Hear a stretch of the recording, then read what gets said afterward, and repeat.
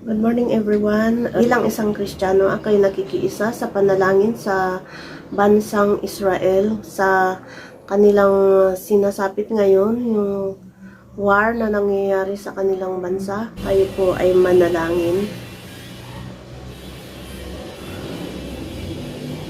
Our most gracious Heavenly Father, the Creator of heaven and earth, the God of Abraham, Isaac, and Jacob, we commit to you the nation Israel.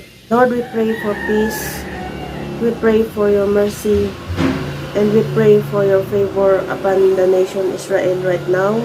We do not know what is your plan with their situation right now, but we know that nothing can escape with your control as we seek your face and surrender this case unto your able hands.